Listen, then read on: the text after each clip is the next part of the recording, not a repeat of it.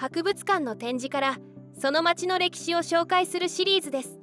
今回は8分でわかる尼崎の歴史を紹介します。約1万年前、今の尼崎市域の多くは海でした。時代を重ねるごとに尼崎は陸地化していったのです。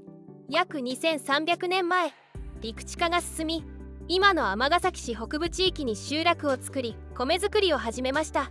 当時は赤米、黒米など色のついた米でした。海や川が近かったので、貝や魚も食べていました。婿の荘遺跡、多能遺跡の発掘でその様子がわかるようになりました。4世紀頃、尼崎にも古墳がたくさん作られました。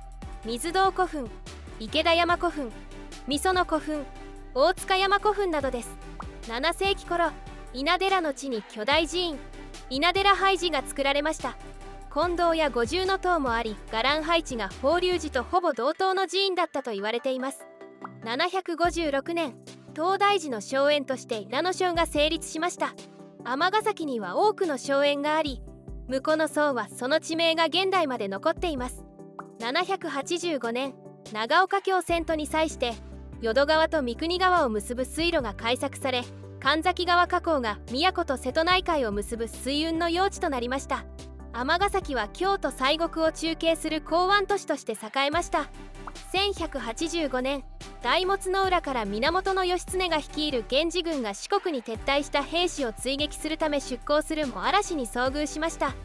1359年、南北朝時代に足利義昭ら室町幕府第2代将軍が南朝方攻撃のため軍勢を率いて尼崎に出陣しました。1420年、本光寺が日竜により創建されました。当時は今の尼崎市立歴史博物館のあたりに建てられました。1467年、応仁の乱で尼崎の沖の大物の浦で海上合戦がありました。西軍が勝利し、尼崎を含む摂津国一帯は大浦氏の支配下になりました。1569年、織田信長によって市街地が焼き討ちに遭いました。1577年、荒木村重と織田信長の戦乱により稲寺が焼失し、廃寺になりました。1617年、尼崎藩が設置され、戸田氏兼により二代将軍徳川秀忠から命じられて尼崎城が築かれました。天守は44階の建物でありました。海側からの景観は非常に美しく、琴寺を建てたように見えるところから琴浦城と呼ばれました。大阪の陣後、徳川幕府は大阪城を西国支配の拠点として、大阪城を中心に幕府領、旗本領、譜代大名領を集中させる天保政策が取られました。中でも尼崎は大阪城の西の守りを固める重要な位置にありました。この時に現在の位置にお寺が移転になりました。あまり知られていませんが、今でも尼崎の寺町エリアには11のお寺が集積しています。1635年、青山義成が尼崎藩主となり、以後4代にわたり青山氏が尼崎藩主を務めました。1711年、松平忠敬が尼崎藩主になり、以後松平氏は7代にわたり明治維新まで藩主を務めました。1769年、尼崎藩はもともと現在の神戸市域までが領地でした。尼崎藩領内では海産物、農産物の生産、流通が発達しており、酒造、綿、菜種などの生産が盛んでした。多くの船が行き交い賑やかな城下町でした。将軍の代替わり祝賀などで朝鮮通信使が海を越えてやってきました。尼崎藩はその警護と案内を担当していました。1769年に今津、西宮から兵庫津までの灘浜市の村を天領として就航され、海地を高、宍粟、赤穂の3郡内に与えられましたが、西宮、灘、兵庫よりの収入がなくなり、尼崎藩は大きな経済的打撃を受けることとなりました。1854年、ペリー再来航の年にロシアのプチャーチンがディアナ号で大阪湾にやってきて大騒ぎとなりました。尼崎藩でも沿岸警備を命じられました。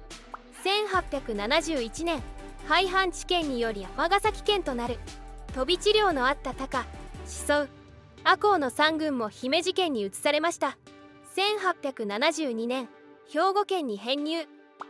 1874年、大阪と神戸を結ぶ関節鉄道、後の東海道本線 JR 神戸線が開通し、神崎ステーション、現 JR 尼崎駅が設置されました。1889年、尼崎紡績、現ユニチカが発足しました。南部は城下町から工業都市、北部は農村から住宅都市に変わっていきました。1916年、尼崎町と橘村の一部を市域とする尼崎市が誕生しました。その後、周りの村と合併して市域が拡大していきました。1936年、小田村と合併したことで2代目の市章が制定されました。1945年、米軍の B29 による大空襲によって大きな被害を受けました。1950年、ジェーン台風の高潮により市域南部では大きな被害が出ました。このため尼崎の海岸部全域を覆う大防潮堤建設を行いました。1963年、日本初の都市間高速道路として名神高速道路尼崎立東間 71.1km が開通しました。1970年、高度経済成長期には工業生産の拡大に加えて北部を中心とした住宅地開発も一層進みました。人口の増加も著しく、1970年には55万4000人とピークを迎えます。それと同時に地盤沈下に加えて大気汚染や河川水質汚濁、騒音等の公害問題が一層深刻となるなど、急速な都市化の弊害がさまざまな形で現れました。1980年代から都市環境の整備、保全や市民福祉の充実、産業構造の転換、文化の振興など、市民の生活や意識の変化、時代の要請に応じた施策が取り組まれてきました。1995年、阪神・淡路大震災が発生しました。尼崎市内での死者49人、負傷者7145人でした。2019年、家電量販店旧緑電化現エディオン参加創業者の阿保明が創業の地に恩返しで資材を投じ、尼崎城天守閣が再建されました。あまりイメージの良くなかった尼崎市ですが、近年は再開発などにより都市環境も整備されて街がきれいになってきました。